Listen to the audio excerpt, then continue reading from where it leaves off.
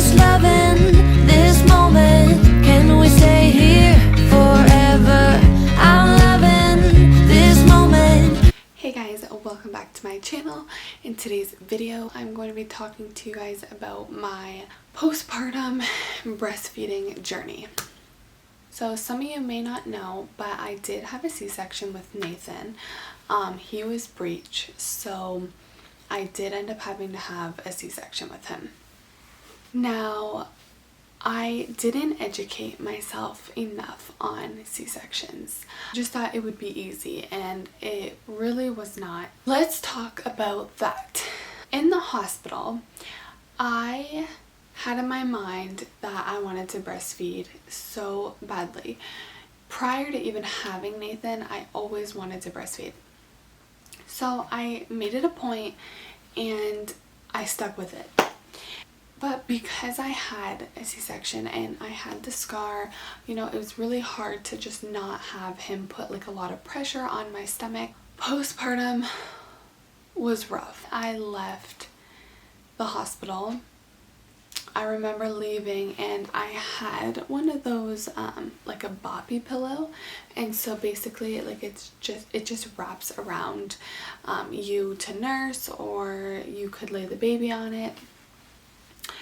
And I had to put that on my stomach as Trevor was driving home because the bumps and everything, it was just so bad. Like sneezing, coughing, anything you do, it hurt your stomach so bad because of your incision. My doctors did a really good job with my incision.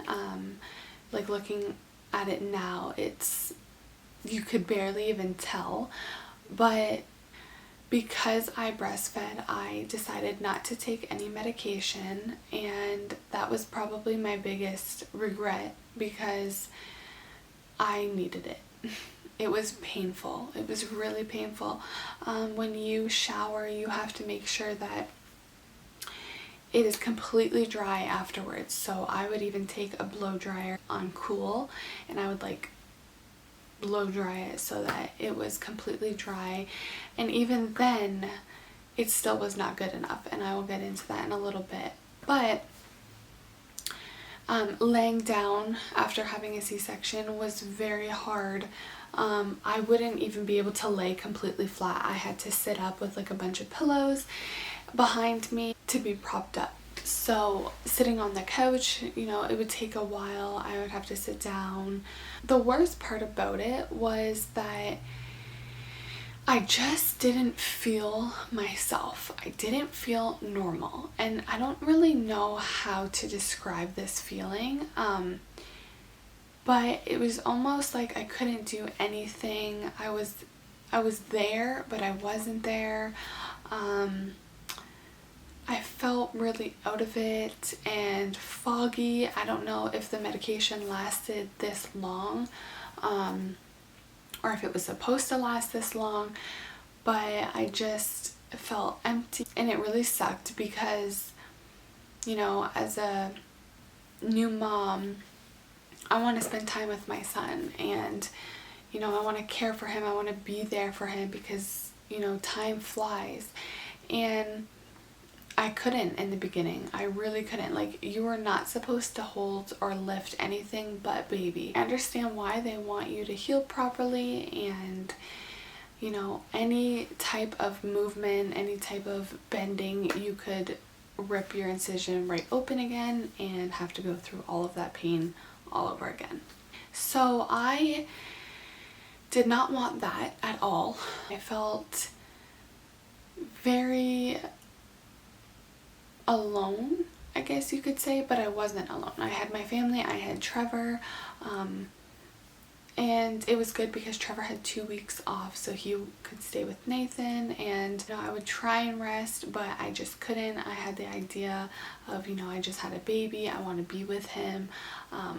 Also, because he was a C-section, he had a lot of fluid on his lungs, so he would always be choking up and stuff. So anytime he was sleeping or napping, I would always want to make sure I was right there in case anything was to happen. I didn't really like the idea of going to rest, and that was one thing that I will always regret and I will have to do for the future kids, because you need rest. And I didn't get any, and I barely ate and I barely drank, which then affected the whole milk supply. And it was just, overall it was rough for the first little bit, because you know, you're learning, this is a completely new thing for you, for your partner. You just have to do the best that you can, and not being able to get up and help and clean the bottles or do anything like that, because I did pump as well in the beginning. It was hard. My doctor did end up telling me that I did experience the baby blues. So if you don't know what that is, then I would just go look it up, because it's quite similar to postpartum depression, but it's a little bit different. And so later on, once I got diagnosed with that, I realized, okay, maybe that is why I felt, you know, that loneliness, and like I was there but I wasn't there. It didn't help because of the incision. It didn't help because I couldn't go lay down straight. I had to be propped up, and it was not a good feeling. So that lasted for probably a week and a half, and then come the time where it was 2 weeks, I wanted to get up, I wanted to clean, I wanted to do so much, but Trevor, my family, kept reminding me, like, you still have to take it really easy, you just had major surgery. And it is a scary thing. C-sections are very scary. I mean, they are a major surgery, and you know, they're taking your organs, they're moving everything all over the place. So overall, I am happy that, you know, I'm healthy now and Nathan's healthy. That's the number one thing in my mind, is I just want to make sure my son is healthy, and he is. So I couldn't be happier. Now for the future kids, if I had the option to have a C-section or a vaginal birth, I would definitely rather have the vaginal, because now I know what C-sections are all about. But if for some reason I did have to have a C-section again, I would be okay with that, again, because now I know what to expect, and things that I could do differently and things that I would do the same. So it's always good to have that in the back of your mind. Going back about how your incision always has to be dry, they make that a point because it could get really bad down there. Basically, that's what happened to me. I started realizing that my C-section was getting really itchy at times, and it almost looked like it was open again, but it wasn't. Like, it looked like a couple stitches had come out, but they never did. So I ended up going to the hospital, and this is a little bit TMI, but any time that I would go to clean it, or, you know, even blow dry it to make it dry, or pat it, like you have to pat dry it, there was just a smell that was really disgusting. So I ended up going to the hospital, and sure enough, they told me that I had a yeast infection on my incision. I really didn't understand how that happened, because I would clean my incision in the area almost every day, if not every day, every other day. So I was kind of blown away about that. But they do recommend, and now I know for the future, like belly bands that can kind of hold like everything together and like tighter, and to wear like loose underwear if you plan on wearing those, or they have the briefs that you could wear. There's a lot of different options for postpartum when it comes to down there, when it comes to breastfeeding, clothing. There's so many options. It's definitely something that you have to go through to understand and to fully know what you like and what you don't like. Now, talking about breastfeeding was a huge thing for me. I have always wanted to breastfeed. Even before I got pregnant, I really wanted to breastfeed, and my short-term goal was 6 months and my long-term goal was 1 year. And Nathan and I did make it to 1 year and 1 week, so I'm very happy about that. It was very sad how Nathan stopped breastfeeding, and I will get into that near the end of this video. But I do have some stuff here that I wanted to show you guys. So once I started breastfeeding Nathan, it was in the recovery room, and he latched perfectly. Mind you, he had a tongue tie and he still has a lip tie right now, but it never affected us. But because I had a C-section, your milk doesn't come in for 3 to 5 days, I think, and mine came in the 4th day. So I would be trying to get out as much as I could hand expressing. I didn't know at the time that they actually had a breast pump there. I wish I would have known that, because when I came home I pumped and I got almost a whole bottle full. So this is the pump that I used. I used the Spectra.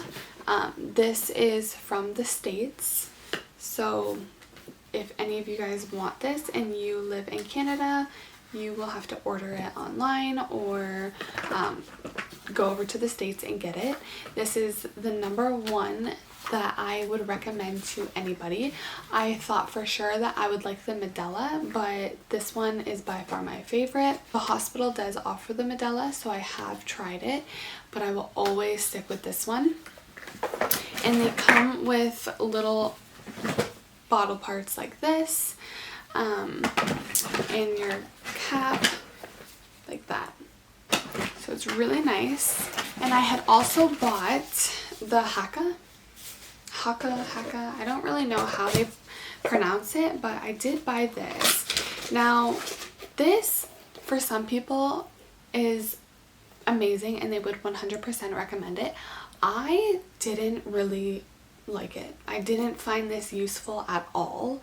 I don't know if it's because I do have bigger breast and so really doesn't suction as good as you'd like, but this is how you actually use it and apply it. So you bend it back and you squeeze and you suction it to the other side. So if Nathan was eating on this side, I would suction it to this side and just squeeze and then let go, and it would suction and your let down, everything that would be leaking from this breast would go into here, and then you can just pour it inside of your milk bags, which I do have a bunch left, so I used these ones. You would just pour it right inside and you could mark exactly how much you got.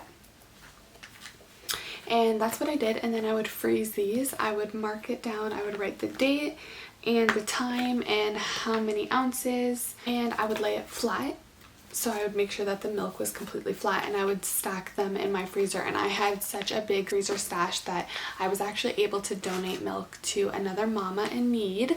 I felt really good about that. I always wanted to donate my breast milk if I could help somebody else out, and I was able to do that. So when Nathan was first born, we did try and use, I think it's pronounced the Komotomo bottle, but the hole in the nipple wasn't big enough at all. He was crying and crying and crying because he was so hungry, and you know, I would try and nurse him and nurse him and nurse him, but because I had a C-section and because of everything, like, it was just so difficult, I couldn't do it all the time. So that is why I pumped. After he would eat, I would let him eat as much as he could, and then I would pump, not only to build a stash, but just so that he could have some, so when we started baby food and everything, I could incorporate my milk into that. But the Komotomo bottles were not good, so we ended up going to the Dr. Brown bottle. Came with 2 of the 4-ounce bottles and 3 of the 8-ounce bottles. We only used the little ones, like I still have them in their bag and everything. We never ended up doing this because I ended up switching to exclusively breastfeeding. So I no longer used the pump, I no longer did anything like that. It was just all breast. And now one thing I highly recommend anybody to get are breast pads. These are a lifesaver. These are the ones that I have. And I also have so many different things. Okay, so I have these ones, and I also have reusable ones. They're the bigger ones. I bought these off of Amazon, and these work amazing. I love the fact that they come in a little bag and it's easy to use. You can put it right in your diaper bag. You leak all the time, whether that's walking down the street and you hear another baby crying, or if your son or daughter is eating and the other one is leaking. For the first, I want to say 3 to 4 months, I would always leak until my milk regulated and I was no longer pumping. Then I found that I didn't need them anymore. I wasn't leaking and it was okay. But I would definitely recommend getting breast pads, whether they're reusable ones or the disposable ones. Also with the haka, it also comes with this little thing that goes right in the middle of this haka, so that if you have to use it in the middle of the night and you have milk in it and it's on your night table, you can put that right in there, just so that if it falls over, it won't spill out at all. The other thing that I found that I did really enjoy using instead of the haka, I liked to use these. I don't remember exactly the name of these, but basically it did the exact same thing. So you could actually put this right in your bra and you put it this way, so it's like that. And again, once your baby is nursing on this side, all of your milk will go into here and you just take it out and pour it inside of your bag and then store that, whether that's in the fridge or the freezer. That was a good one because again, I didn't really care for the haka, so these ones were really nice to use. I have a couple different creams to help soothe. So I do have the Medela one. I did like that one a lot, but it's very sticky and it would stain your nursing pads, so just be careful with that, but it did help a lot. And I also bought these Tender Care soothing gel pads from Medela as well. I never ended up using this pack, and I think I have like 1 or 2 left in this one, because they only come with 4. I did have a different type of nipple cream, but I can't seem to find it right now. But the Medela one, like I said, is really good. 2 to 3 months, I would breastfeed him on breast and I would pump. I did not expect our breastfeeding journey to end the way that it did. So what happened was Nathan was teething, and I was going about, you know, my day, and I was nursing him on this side and I was just doing whatever, and all of a sudden he bit down. And he has bit before, but it wasn't like this one. It was more he's sleeping and then he kind of like woke back up while nursing and he kind of like bit down. That didn't bother me at all. I barely even felt it. Like, I knew it wasn't a sucking sensation. It was more of like a bite real quick, but it wasn't anything painful. But when he bit me this time, it hurt so bad that I screamed, and it scared him to the point where he no longer wanted my breast. It was such a hard situation for me to deal with, because usually when you breastfeed a child, there's like a process of weaning a child from breastfeeding, and sometimes it could be a day, sometimes it could take months. With Nathan, he got so scared because he knew that he hurt me and he didn't want to hurt me again, so he decided to not breastfeed anymore. Emotionally, that really upset me because I wasn't expecting that. We were doing so good, we loved our journey. He was getting to the age where a pediatrician had said like he doesn't need to have breast milk anymore, he can have homo milk, but it really upset me to know that I was pretty much the one that caused him to stop breastfeeding, and I will always have that on me. I know it was just a reaction and I tried to do everything I could, and sometimes it's a phase, I guess, where kids will do that and, you know, they'll stop breastfeeding for a day or 2, but Nathan completely stopped, and it almost felt like I lost my best friend. It was a very hard time for me and for Nathan, because he was now learning to have homo milk and try other milks. He did not like it at first. He did not like 2% milk. He would only drink 1% milk, and we had that for probably a few months, and then we ended up giving him homo milk now. But he did not like that at all because he was so used to my breast milk. He never had any formula or anything, so it was just such a big change for him as well. I mean, we did get over it, and we are extremely happy that I made it to a year and a week. For my future kids, again, my short-term goal will be 6 months and my long-term goal will be 1 year, because overall it made Nathan and I have a fantastic relationship, and the bond between us is insane. I did try and have nipple shields. I did buy them to see if maybe I could still nurse him, and if he bit, he would just be biting on these. These are, again, Medela. I personally didn't really like them, and neither did he, so we ended up just figuring out that he was done with breastfeeding. I do have to say the Medela bras are amazing. I bought some at Babies R Us, and they are wonderful. I love them so much. I still wear them today. I did buy a couple nursing bras from Target over in the States, but I did really like the Medela ones. They're just so comfortable, and they kind of just like fold down rather than like if you have straps, you can kind of just pull your boob out that way. So it was really handy. Also with breastfeeding, talking a little bit more about if it hurt or whatnot, it did hurt. Like I said in the beginning, then you get used to it and it becomes such a beautiful thing for you and your child. But I did have clogged ducts.